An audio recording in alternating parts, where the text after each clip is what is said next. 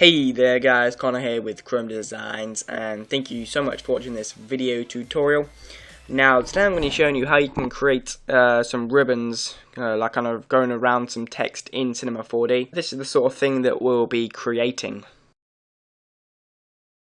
Okay, so let's crack on, shall we? Go to File, New to bring up this plane, and the first thing we need to do is want to import a helix. So go to the helix tool here, a spline rather, and just go to helix, and you'll see there that it's just got it's rather large loops with only a few intervals. So change the start radius to 25,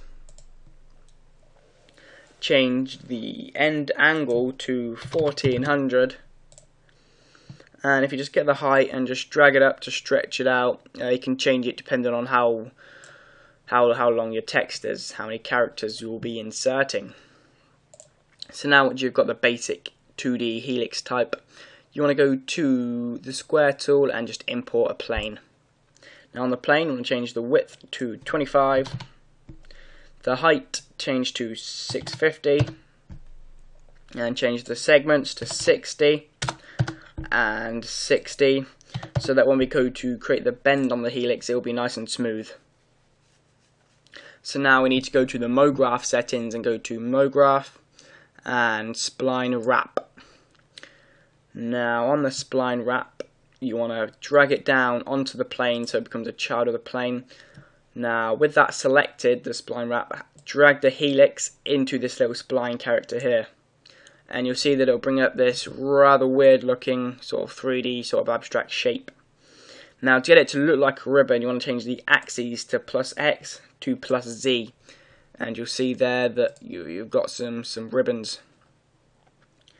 And now change the mode to keep length as well, so that it's not filling up the whole area, so you can keyframe it so it's going around, as opposed to so it fits the whole thing, so there'll be no animation.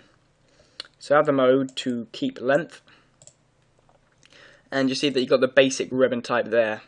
Now if you go to MoGraph and text object, rotate it.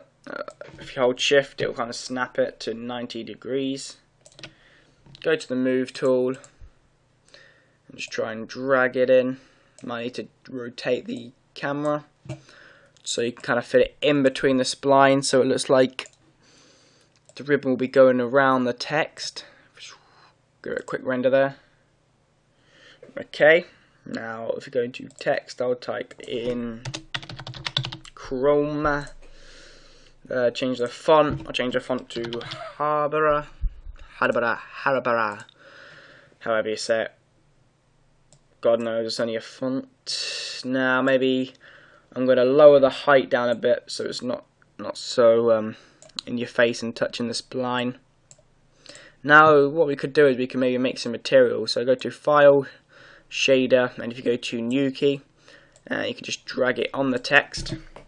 And then if you Control C, Control V, the new key, double click it and just make the other colour red,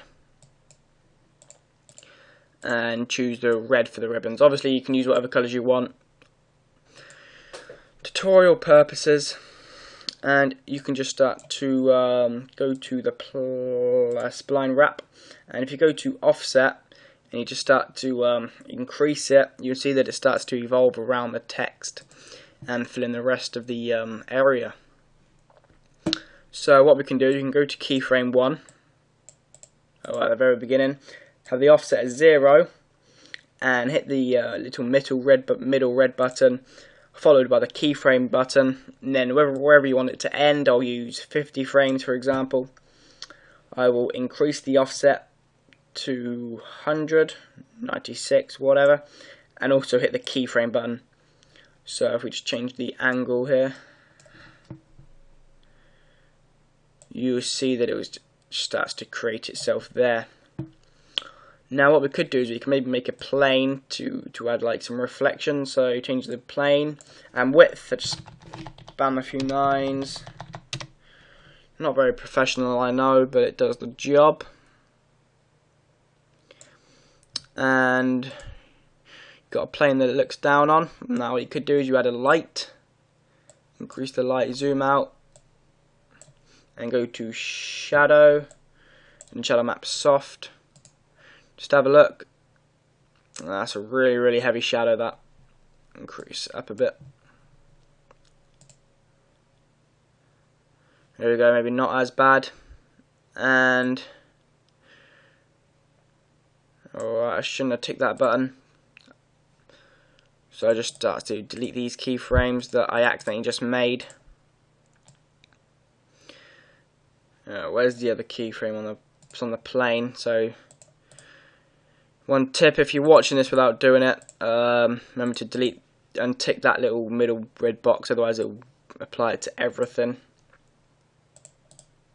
So delete that, go back to 0. I'll change the plane to 9. There we go. Lower it down. There we go. That should do it. And that's about it. Thanks for watching this video, guys. Maybe it's not as professional as you would like, but it certainly does a job. Maybe come to a more professional one later. But that's about it from me, guys. Thanks for watching this video, and I'll see you guys soon. Bye.